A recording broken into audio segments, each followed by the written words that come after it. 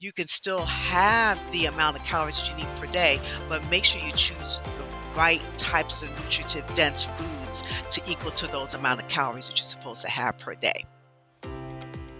Welcome to the Learn Skin podcast with me, Dr. Raja. And me, Dr. Hadar, where we discuss all things skin. Join us as we delve into the art and science of skin health in today's episode. Hey, Raja, can you say the thing I told you to tell them? Of course. We are board-certified dermatologists. This podcast is meant for educational and informational purposes only and is not considered medical advice, nor does it serve as a substitute for professional care by a doctor or other qualified medical professional. All opinions shared do not express the views of Learn Health, Inc. Let's get to the good stuff. Hey, Raja, how are you today? Hey, Hadar. Let's see what's on the menu today, so to speak. Ooh, we are starting off with a pun. I love it. Today, we are talking yet again about my favorite topic, which is food. As you all know, my friend. Yes, we all know. Oh, man, we were born to eat, I feel sometimes.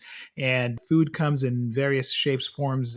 It's really what our entire health really revolves around. Well, one of the main things. And today we want to touch on a different aspect of food and nutrition that we haven't spoken about yet on this program, I believe. And that is the relationship between food and aging. And so we wanted to bring someone who really deals with food as a profession. Who that may be, Raja?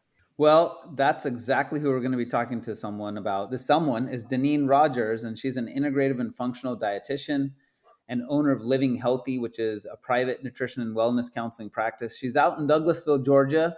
Welcome, Denine. We are very interested and chomping at the bit to talk. Hello, thank you, and thank you so much for having me, and very happy to be here. You know, Denine, why don't we go to the beginning and tell us how you became interested in nutrition, but more importantly, in the relationship of nutrition, foods that we eat, and the effect it has on aging? Thank you. Well, I just been in the nutrition field for a very long time, but this mainly the fact that I was interested in nutrition by doing a summer internship plan. I never seen a dietitian before, and I was able to work at a corporation during the times when I was in college, and was trying to decide on a really good degree that I want to go into, and nutrition happened to be it. And when I went to work with this specific company, I was able to meet with a corporate dietitian, which was really great because it gave me an understanding about what is a dietitian and what they exactly do. That was a great experience for the fact I was able to work in like test kitchens, make recipes, and just to get involved in learning more about what nutrition is and how important it is for everyone, basically. Because we all need to eat. It's good to eat healthy, but just learning Yes. how to eat healthy. Yeah, and it seems like a skill that over the last generation or so we may have lost a little bit, especially in Western society where we have so much processed food, but also people eating outside the kitchen. I have a feeling that in newer apartments, the kitchen space relative to the rest of the apartment keeps getting smaller and smaller in the design. I don't know, maybe it's just my feeling as I walk into modern apartments. And certainly a skill that we all want to have and keep because there's so much more to preparing food together as a family unit or whoever you live with, but there's a communal aspect to preparing food. Also, it helps satiety and all that. So it's so much that is so important, but let's not digress. I want to talk about aging and nutrition, but I want to start with a question, Denine. Is that something that patients ask you about, or is that you find that that's something you bring up to the patients? The whole idea of, oh, how is food going to affect my aging process? I find that a lot of patients have been asking about this. They want to slow the progression of aging, and they wanted to do a more natural way to improve their skin. A lot of my patients basically discuss about what can they eat or exercise, what kind of lifestyle should they have in order to make themselves look a lot younger. And also to prevent any type of later on illnesses that they may have, and also to have a more healthier lifestyle. So a lot of the patients I've come across have asked me that when they hear about my business and what I do. So it's very interesting what the questions they do ask, and they want to Yeah. learn to eat healthier. But going back to what you said previously, yes, a lot of the kitchen space is a lot smaller because people sometimes feel like they don't have time to eat. And some people even bring up the fact that it costs too much money to eat healthy, when in actuality, it does not. There are ways that you can eat healthy and not have to spend so much money, and also not to spend so much time in the kitchen. Actually, Denine, on that note, can you give us a few, because you really touched upon one of the areas that I think maybe generally speaking, people worry that or get intimidated that it costs too much to eat healthy. Can you talk to us about what are some of your tips on eating that can help people age well? And how do you do that on a budget? Well, thank you so much. This is a great question. I find that a lot of patients that I've spoken with complain about the fact that it's been so much money that they have to spend on eating healthy. One way is going to the farmers market, since the next 3 days it will be summer. And farmers markets, you can definitely bargain for great, healthy fruits and vegetables at a very low price. If they feel like, well, I don't have a farmer's market near me, what else can I do? There are plenty of frozen and fresh vegetables that they can purchase there where they can get the nutritive value. I do tell them try to steam their vegetables more so than overcook them, because then they lose a lot of the nutritive value of the vegetable itself. Another thing is there are more places that you can go that are like discounted stores, not so much of name brand type of foods. And I don't think I can answer as let you know what kind of stores they are. I'm not sure based on proprietary reasons, but there are plenty of other stores that are out there where they have very healthy, not just only fruits and vegetables, but also very healthy types of meats, animal proteins, and it's all based on how you combine the foods together too. I think that the fact that people feel that they have to have an 8-course meal, luxury meal, or that they have to spend a lot of money in order to get the foods that they feel that if they ate out, that they can make, that they cost too much money to make it at home. There are healthier ways in order to not have to have those type of processed foods. I think that a lot of times when people see processed foods, they think that it's going to be too expensive to eat more healthier. Yeah, Deneen, thank you for addressing that. And I want to add to that because that's one of my pet peeves. I think, there's so much food out there. I think the main reason for that misconception about the cost of eating healthy is because we forgot how much food is out there. We are really narrow. We eat the same stuff day in, day out, kind of stuck in the standard American diet or the SAD diet. And we really forget that there's so much more out there. And that is actually pretty affordable. So if you think about legumes and beans, you can buy these beans, green beans, garbanzo beans, lentils, the list goes on. You can buy those. A bag of dried black beans is like less than $2 usually, and that will last you a good week. And a bag of carrots is not so expensive. A bag of onions, and there you go. You're already starting to make a meal that has protein and other nutritious value, as you mentioned. So I think it's really important also to highlight the fact that there is a huge variety of food out there that is not so expensive. You don't always have to get, you know, the cream of the crop sort of vegetable, as you mentioned, in the exclusive stores that, package it nicely and maybe it's a little more selective and they have some stuff that's slightly higher quality, but definitely doesn't justify, in my opinion, the cost difference. So thank you. I think we kind of covered that, but I think it is so important off the bat to say these dietary tips that we're going to talk about relate to the relationship between aging and diet is not an exclusive thing. This is for everybody out there. You can all benefit from that. So now let's start talking about some of the foods and habits and lifestyle changes that relate to food that affect aging. And if you don't mind, Deneen, I would like to ask you about the positive things. What things do we need to add to our food, or you mentioned combination of foods that we can do that really increase the value of the food from the point of view of aging. And the reason I want to start with a positive is because we always associate our dietary choices with a restrictive diet, something that we got to remove. Oh, you can't have this and you can't have that. And that is so depressing, in my opinion, where actually we can eat healthy and eat more variety of food and delicious food. So let's start with a positive. What things can folks add to their dietary habits that make their aging process better? Well, some of them are like your antioxidant types of foods. So, like your fruits and vegetables are really, really good sources of helping out with the skin, such as berries. Let's say whole grains and some legumes are excellent, which you mentioned. There's also, if you're talking about fats and oils, using more of the monounsaturated fats, sort of like olive oil. Those are ones that are going to definitely help out with promoting healthy skin, healthy healing of the skin. Another thing is also your herbs and spices, such as lemon juice is some, vinegar is excellent ones. Also cinnamon is another one that's very good. There's also onion, well, basically turmeric and cinnamon and fenugreek are excellent sources that can definitely help out with aging skin too. And there's been studies that have been shown that these types of foods have been a very positive effect to aging skin and also helping out with the stiffness and elasticity of the skin too. That's wonderful. And can you speak a bit to the combination of foods? You mentioned something about that. Is there something that we can do to combine foods the right way so we really maximize those antioxidant benefits? Sure.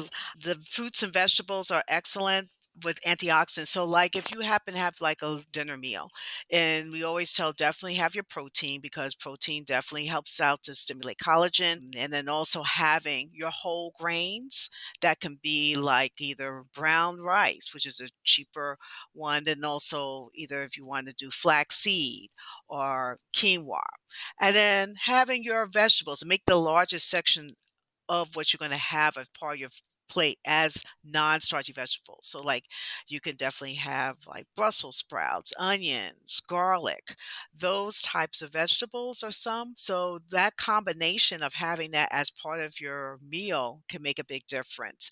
And then also, like, you could have some berries too. Like, you can have that as a dessert, having all those type of foods as a combination for a meal and particularly having that protein. For women, about 2 to 3 ounces of protein for a meal. For men, it'll be about 4 ounces, and this is after you cook it too. And if you don't eat animal protein, you can definitely use like tofu or tempeh, any other. If you're a vegan, you can definitely use that as a source of protein too. And all of those are great benefits for healthy skin. Ooh, so much there to unpack, and I don't know where to start. Oh my gosh. Okay. Let me start by you mentioned earlier about not needing to have this 8 course meal and the amount of food. So I want to talk about the amount of food. You spoke about the quality of the food, which I think is really key, but also the amount. I think one of the things that seems to be emerging from the literature on aging is the concept of calorie restriction that seem to be, it makes sense evolutionarily speaking. We have been now in the age of plentiful calories. I didn't say healthy calories, I didn't say plentiful food, but plentiful calories. And we consume so much that seems to be accelerating some of the aging processes. And so I wonder if you have a way that you suggest to your clients on how to do this kind of calorie restriction if people are interested in what is known as intermittent fasting, for example. What is your opinion on that? A, and then B, how do we do this kind of calorie restriction as an anti-aging therapy in a way that is still safe and healthy in the long run? Well, I'm glad you asked about that because I have come across of some tremendous, too to extreme type of calorie restricted diets. And I know that a lot of times people want to lose a lot of weight in a short period of time. But if you try to lose so much weight in a short period of time, that's where, unfortunately, the muscle kind of breaks down, and then that's where the flabby skin comes to play. So the thing is trying to have a right amount of calories. A lot of people, like I've had a patient that was 6'2", and unfortunately his doctor put him on a very restricted diet of 1,200 calories, and he couldn't stand Wow. it. Yeah. So I worked with him to find the appropriate amount of calories that he should have based on his meal plan, about 1,800 to 2,000 calories a day. And he found that losing 1 to 2 pounds per week was a better way for him to lose the weight instead of doing it too restricted. Another thing also was that sometimes when people think, okay, all I got to think about is how many calories I'm eating, but not the nutritional foods that I'm eating that can be a part of those calories. A lot of times they say, well, cookie has a calorie, candy has a calorie, so I'm still underneath the amount of calories I have per day. But the problem is that when you're eating foods that are high sugar, high fat, that can also start to stimulate the oxidative stress of the skin and then also causes inflammation of the skin. So instead of having those types of sweets to say, okay, I ate the amount of calories I need per day, look at what exactly you're eating. Is it nutritionally benefit for you? Does it have nutrients in it? Do I have my carbs, protein, and fat, and what kind?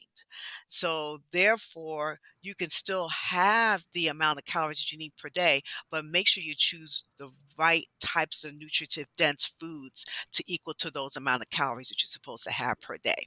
And then going back to intermittent Yeah. fasting, I always tell Sure. I forgot about that part, but and this is a controversy. There has been studies that when people who are intermittent fasting, they kind of lose the same amount of weight as if you did portion control.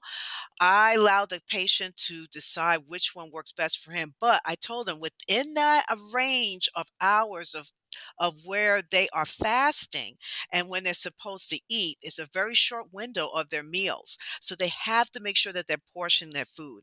I've seen many a times when patients have put themselves on intermittent fasting and they have that small window, they end up eating tons more food, more calories than they would if they just ate 3 meals a day. And they're trying to get all their Yeah. meals packed up in that short time frame. So I tell them, please, you have to do portion control when you're doing intermittent fasting also.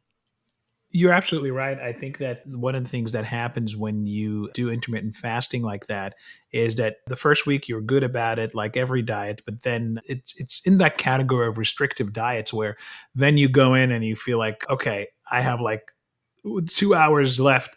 I didn't prepare anything. I'm going to rush through this. And now you're starting to get into the realm of all these processed food and the easy, quote unquote, to make foods. And you alluded to the fact that not all calories were created equal. Calorie is not a calorie. And for those of you who want to hear more about it, I welcome you to look back to our first episode with Rob Lustig, who importantly spoke about this idea of a calorie is not a calorie. It's not the same. And you illustrated that nicely. And I'm glad to hear, I'm reassured to hear that it also helps for aging of the skin. You know, a lot of our listeners are clinicians who work during the dermatology space. And I'm wondering if you can talk a bit about that collaboration of a clinician, say a dermatologist, with a dietitian. How does that work best in your experience? Well, I think that the fact is that dietitians and dermatologists can definitely work together. Dermatologists may come across with some patients that may say, hey, I want more of a natural alternative, ways that can help out with my skin disorder or just having healthy skin or how to slow down the process of my aging of my skin. And this is where a dietitian can come to play, particularly working as a team. So the dermatologist can, discuss with dietitian, okay, what kind of plan can we work together in order to help this particular client? These are some of the medications that they're going to be taking along with knowing that they will have to do exercise, that they will have to eat a more healthier diet. How can you help me give my patients that type of information? And how can we follow up with them to see their progress? And this is where, either you can have a dietitian on staff, or if you want to refer one from outside, you can. That type of benefit can make a big difference, not just only for the patient, but also for the dermatologist as well, because it shows that their practice is very, very broad and also helping them in the long run to give more options for their patients. Another thing is also the fact that they can work together and communicate with one another on the progress of the patient and seeing if what they work together can benefit not just only that particular patient, but also the next coming patients that doctor may have. That's great. I have a couple of practical follow up questions. So, a few in a row, if you don't mind. One is, does insurance usually cover those services when the dermatologist puts a referral? That's A. And B, what can the patient expect when we send a patient to you in terms of the time commitment? Like, is that you do one consultation and then you see them every 3 months, every 6 months? Is it something you just do for intense 4 weeks and then they're off on their own? How does that work? So one question was about insurance, and the other kind of the scheduling. Well, with insurance, everybody's plan is different, whatever based on whatever insurance that they have. One thing is, as a dietitian, dietitians are insurance providers, so they will have to not so much do what this is called more of integrative functional nutrition. They will have to charge it based on allopathic nutrition, which is basically traditional medicine.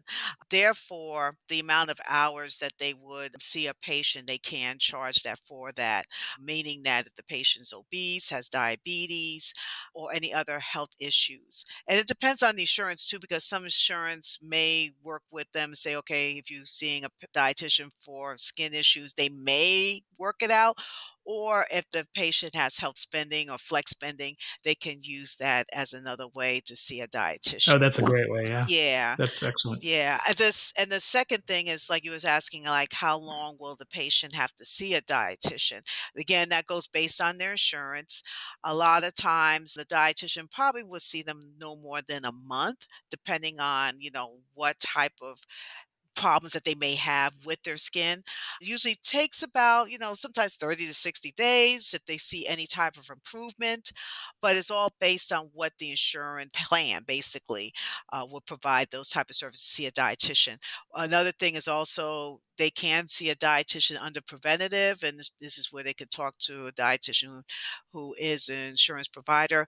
Preventative meaning that they do not have to pay no copay nor pay any, it won't go against their deductible either. It will just be sort of like a Nice. free service.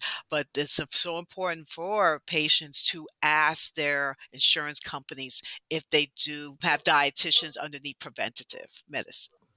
That's wonderful. Well, Denine, this was spectacular. I want to end kind of putting you on the spot, if you don't mind, because we learned so much now. We've learned about how to do calorie restriction in a way that's healthy. We learned about good foods that provide antioxidant effect, collagen stimulation for healthy skin that are also anti-aging, if you will. I don't like that term anti-aging, but allows you to maybe age better. And now I want to ask you your top three foods that you think are the worst for aging of the skin.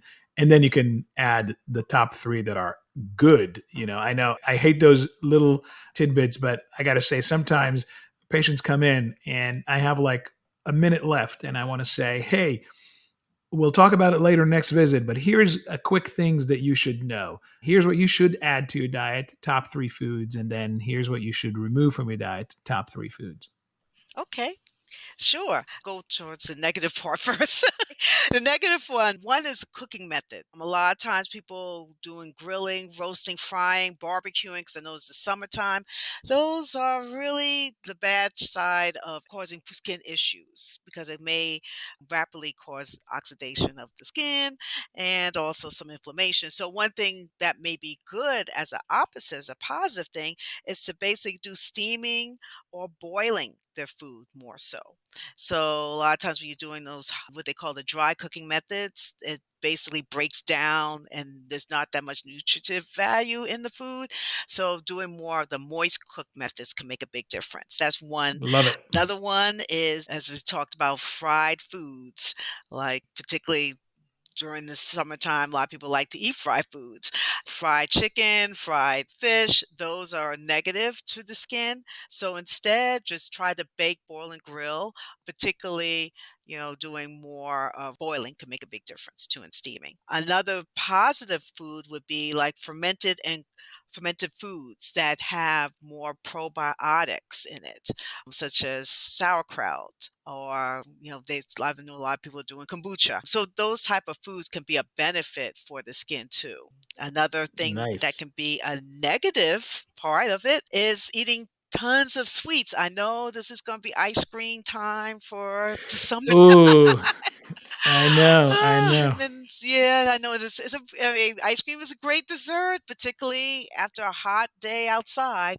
But you gotta be careful because eating lots of sugary foods can definitely accelerate aging of the skin. And another thing is also eating foods that have a lot of salt. And this is where basically the dryness of the skin, and eating like lots of fast foods that would contain more salty foods. So use more. A positive side would be of that is using more herbs and spices. Some of the ones I mentioned, turmeric is great, cinnamon, fenugreek have been proven as promising foods to help out with the skin. Either that, also use your fruits and you use your vegetables such as garlic and onions, and seasoning your food could make a big difference too. So those are some of the ones, and I think I did 3, I think. Yeah, I think you did. I think you maybe even did more, but I really appreciate your concept of the way we prepare the food, the cooking. And you heard it here, folks. We're not just all about moist skin, we're also about moist cooking. With that, Denine, thank you so much for your time, your expertise. I'm hungry. I'm going to go eat some good, healthy, anti aging food right now. Thank you, Denine. Thank you. And that's a wrap for today's episode. But these conversations are just way too good to end here. Wouldn't you agree, Raja? Absolutely, Hadar. That's one of the main reasons I get so excited about our conference, the Integrative Dermatology Symposium. Every year, it's a chance for us to continue expanding our minds for what's possible in dermatology for our patients, and also to bring the latest clinical knowledge back to the clinic. And this year's theme has been long awaited. Do you want to spill the beans? Oh, yes. You don't want to miss this one, folks. This year's theme is Nurturing Skin Resilience, the Science of Aging and Wellness. And it's happening from September 26th to the 29th, 2024. Yes, and we'll cover topics from conventional medicine to traditional approaches, from inflammaging to exosomes, and from cosmeceuticals to women's health, and more. The agenda lineup looks amazing. Not only the topics, but also the real-world case discussions, workshops, and networking events. No wonder we've expanded the IDS to 4 days. So much more to learn and do. Plus, you can't go wrong at a brand new resort that just opened up this year at the Lowe's Arlington Hotel and Convention Center in Arlington, Texas. Texas, here we come! And for our esthetician colleagues, please join us on Sunday for the Integrative Aesthetics track. So come check out integrativedermatologysymposium.com for all the details. We hope to see you there.